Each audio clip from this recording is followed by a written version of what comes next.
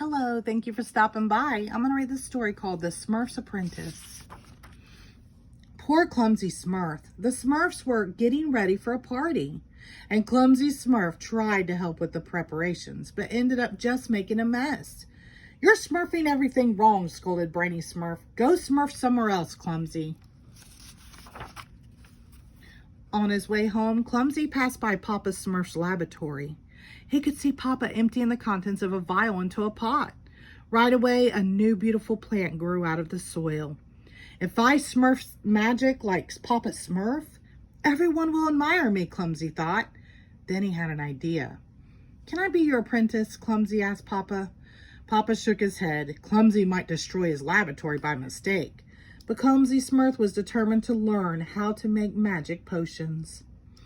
I'll just borrow a magic formula from Papa's spell book, he said to himself. Papa had locked the laboratory door, but that didn't stop Clumsy. He just went in through the chimney. Before Clumsy could find a magic formula to smurf, Papa returned home. What are you smurfing here? Papa asked. I just wanted to do some cleaning, Clumsy replied. Really? Great idea, said Papa Smurf, and Clumsy Smurf was forced to keep his word. After the laboratory was scrubbed and swept, Clumsy still needed a magic formula, so he came up with a new plan. He went to Gargamel's cottage and waited patiently for the evil wizard to leave, so he could sneak into to look for a book of magic formulas. He soon found one, but it was way too big for a Smurf to carry. I'll just smurf a page out of the spell book and get out of here in a hurry, he said.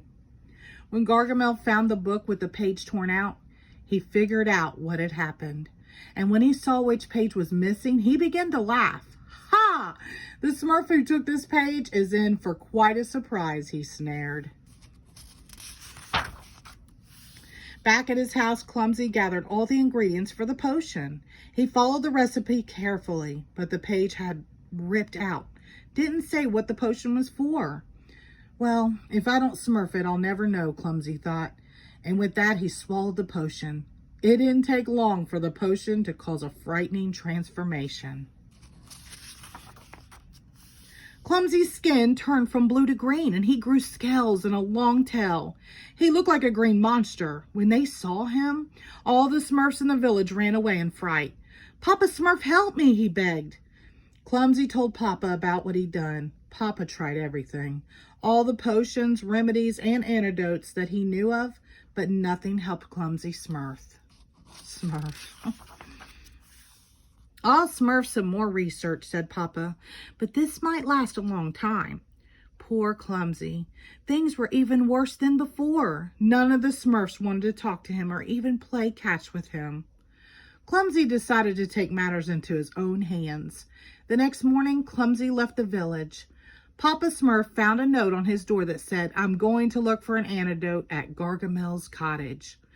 Something bad is going to happen to him, Papa cried. Come on, everyone, we have to smurf to his rescue. When Clumsy returned to Gargamel's cottage, he discovered that his wizard had been waiting for him. Gargamel threw the Smurf into a cage and was thinking about making Smurf soup when he heard a sound. Don't touch him, cried Papa, and he and the rest of the Smurfs bounded into the room. I'll capture all of you, Gargamel cried as he chased after the Smurfs. But he didn't see that the Smurfs had prepared a batch of their special paste that freezes anything it touches. They threw the paste on Gargamel, and he was frozen in place. The Smurfs rushed over to free Clumsy from the cage.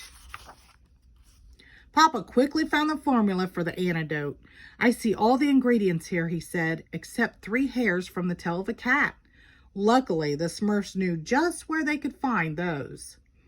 When Gargamel's mangy cat Azrael saw the Smurfs coming toward him, he prepared to pounce. But he was no match for Clumsy Smurf.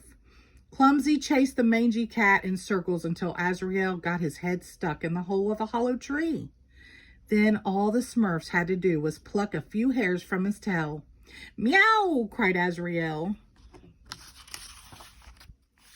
The The Smurfs brought the hairs back to Papa, and he whipped up the antidote. It worked. Clumsy was himself again. Thanks, Papa, Clumsy said. When Gargamel began to stir, the Smurfs fled the cottage.